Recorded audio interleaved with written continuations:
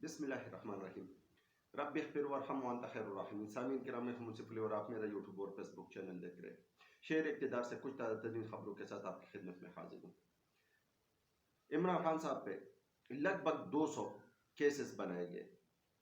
شاید پاکستان کی تاریخ میں یا دنیاوی تاریخ میں کوئی ایسا سیاستدان ہوگا جس پہ 200 کیسز بن گئے ہوں. ہر ایک ادارے نے اپنے کیسز ٹوکے، جس میں نیب ہو، عدلیہ ہو، الیکشن کمیشن ہو یا کوئی اور ایجنسی ہو. جو ادارہ کیسز بنا سکتا تھا اس نے بنا دی. القادر ٹرسٹ کو دیکھ لے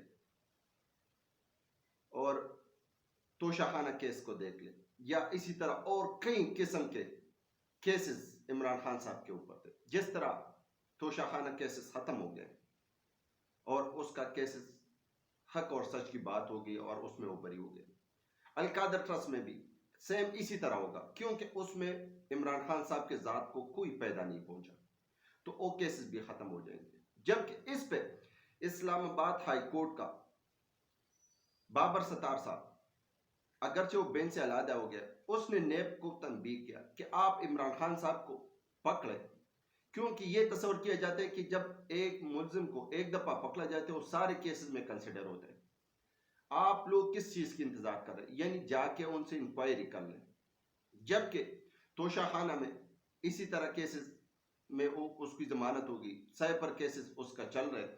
اگر سائبر کیسز میں اس کی ضمانت ہوتی ہے تو اس کے لیے پھر نیکسٹ ایک پروجیکٹ لانچ کیا گیا ہوتا کہ اس کو اسی کیس میں القادر ٹرسٹ میں پکڑا جائے گا یا کسی اور کیس میں پکڑا جائے گا. جبکہ دنیا کی تاریخ میں ایک انہونی ہو رہی ہے ایک سیاستدان کے ساتھ یہاں تک ہو رہا ہے. دوسری طرف عمران خان صاحب کو الیکشن کمیشن کی طرف سے ایک بڑا ریلیف مل گیا.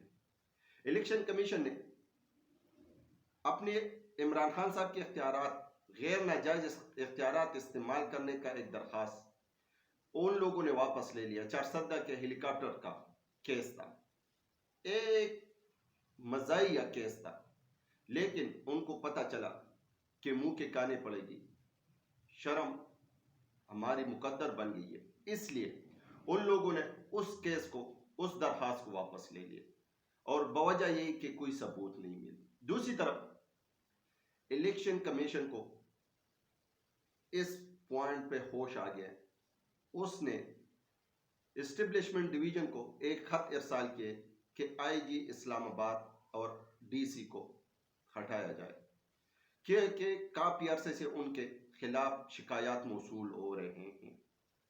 اور واقعی بات ہے کہ ان لوگوں نے چادر اور چاردیوالی کی پائمالی کی، لوگوں کی بے عزتی کی، اور لوگوں پہ طرح طرح کے غیر قانونی طور پہ کیسز ٹوکے گئے. جبکہ الیکشن کمیشن نے صدر مملکت کے پریس کانفرنس پہ یا صدر مملکت کے بیان پہ اپنی رد عمل ظاہر کیا کہ ہم الیکشن کرائیں گے، ہم تو تیاری کر رہے ہیں. جبکہ صدر صاحب نے کہا تھا کہ مجھے نظر نہیں آ رہے کہ الیکشن ہوتے نظر نہیں آ رہے، تو اس پہ الیکشن کمیشن نے کہا کہ نہیں، ہم تیاری کر رہے ہیں. جبکہ ابھی تک بدقسمتی سے ڈیٹ اناؤنس نہیں ہوا. دوسری طرف امریکہ کی سفیر بھی نگران حکومت کے وزیر اعظم انور الحق کاکڑ صاحب کے ساتھ ملاقات ہوئی، اور اس نے الیکشن کمیشن اور الیکشن کے بارے میں بات چیت کی، کیونکہ امریکہ بادر اگر کہیں گے تو الیکشن تب ہوں گے. دوسری طرف آئی ایم ایف کا بھی یہی شرط ہے کہ الیکشن وقت پہ ہونا چاہیے، ورنہ ہمارے لیے مشکلات پیدا ہوں گے. اور باقی بھی ممالک کے سفیر الیکشن کے بارے میں ہر میٹنگ میں اور ہر مراسلے میں الیکشن کمیشن سے اور نگران حکومت سے الیکشن کے بارے میں پوچھ گچھ کر رہے. تو ہونا یہی ہے کہ الیکشن ہونا ہے ہر صورت میں، کیونکہ جو حالات بن رہے، جو ملک میں کچھ دنوں کے بعد مزید ہو سکتا ہے کہ پیٹرول مہنگا ہو جائے، گیس تو ویسے بھی مہنگی ہو گئی ہے، اور بھی حالات، ملک کے حالات خراب ہوتے جا رہے ہیں. جبکہ اس ریلیف کے ساتھ ساتھ اسلام آباد ہائی کورٹ سے بھی پی ٹی آئی کے لیے ایک بڑی ریلیف مل گئی ہے.